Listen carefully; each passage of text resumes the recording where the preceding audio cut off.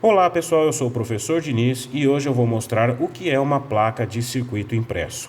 A placa de circuito impresso ela foi feita para interligar os componentes eletrônicos em um circuito elétrico, para que eles possam funcionar adequadamente e fiquem firmes no seu lugar.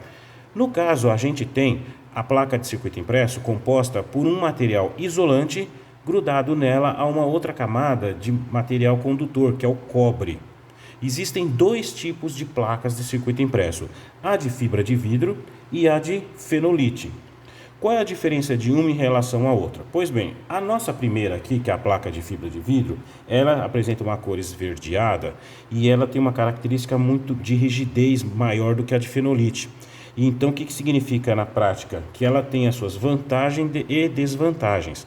A maior vantagem de uma placa de fibra de vidro é que você consegue olhar as pistas, as trilhas, né, através da parte de cima. Você não precisa ficar virando ela aqui, ó, para você ver como é que estão ligados os circuitos, né? Então os componentes estão ligados entre si. Você colocando contra a luz, você consegue enxergar então as pistas, as trilhas, numa facilidade muito maior do que numa placa de fenolite. Certo? Essa placa de fenolite, embora vocês tenham vendo aqui, tem que colocar uma luz bem mais forte para você poder enxergar atrás como é que os componentes estão interligados. Certo? Então, nesse caso, ponto para a placa de fibra de vidro. Agora, em compensação, eu mesmo prefiro trabalhar com a placa de fenolite. Por quê? Porque por ela ser mais maleável, vamos dizer assim, do que a placa de fibra de vidro, ela consegue com que você trabalhe com aquele materialzinho de furador, perfurador de placa. Esse perfurador de placa, que ele vem nos kits, que eu vou falar mais para frente, que é exatamente esse carinha aqui, ó. Ele serve como se fosse um grampeador e ele serve para furar, né, a placa de fenolite.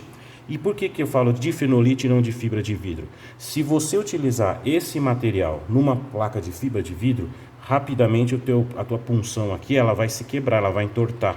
E você tem que trocar e é muito chato fazer isso aqui. Sem falar que é um prejuízo, né? Então você só pode usar esse tipo de material desde que a placa seja de fenolite. Aí você fala, e como é que eu faço se eu quiser usar uma placa de fibra de vidro? Aí você tem que comprar aquelas furadeiras pequenininhas, uma broca bem fininha, e aí você vai fazer os furinhos com essa furadeira. O chato é que vai ficar toda hora fazendo aquele barulhinho irritante, né? De dentista, que não é muito lá agradável. Quando você compra uma placa de fenolite, ela vem no seu estado bruto. Então pode ver que ela vem bem suja, tá? De propósito eu deixei mesmo. Esse lado aqui então seria um material isolante, que se chama fenolite, e aqui a parte de cima, o lado do cobre condutor. E ele vem desse jeito, ele é extremamente baratinho, e aí você tem que passar por ele um processo de transformação até que ele chegue numa plaquinha realmente de circuito eletrônico que a gente vai ver. O interessante é que a placa de fenolite ela é extremamente barata.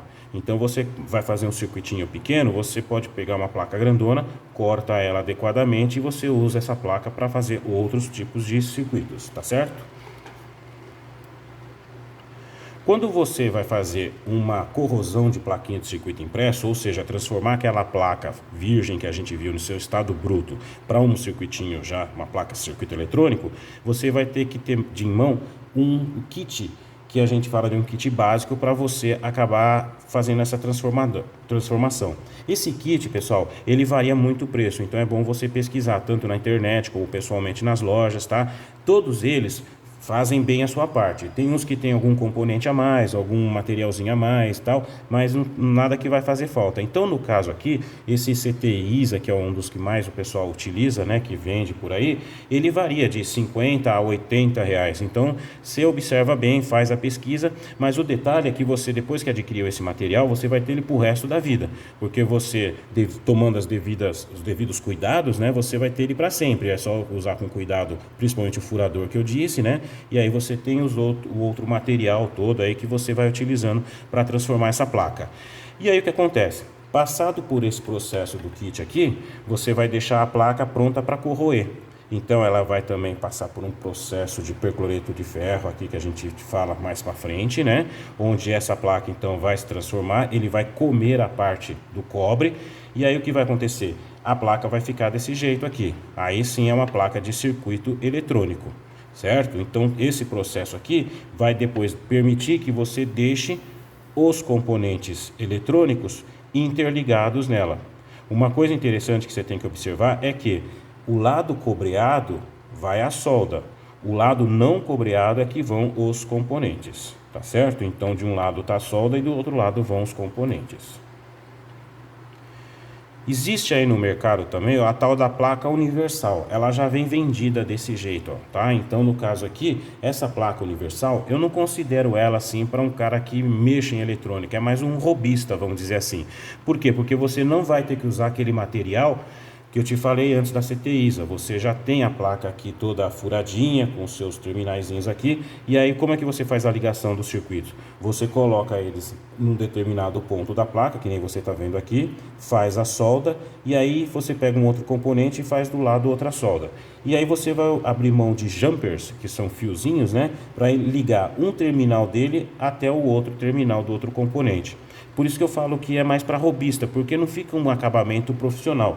Você não vai deixar assim visualmente bonito, certo? E o mais legal mesmo, que quando você faz uma placa de circuito impresso, é aquele lance de você fazer a corrosão, as trilhas, né? Fazer do jeito que você quiser, o formato. Você pode ver que eu mostrei uma aqui bem arcaica, ó. Você vê que está bem feito assim toscamente, né? E um outro mais feito, elaboradinho, tal.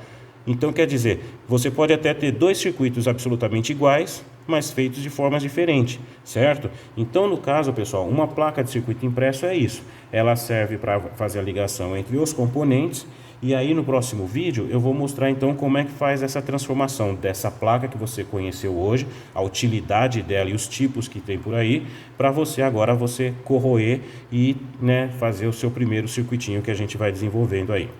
Beleza, então, pessoal? Então, espero que vocês tenham gostado bastante e a gente está voltando no próximo vídeo aí. Muito obrigado!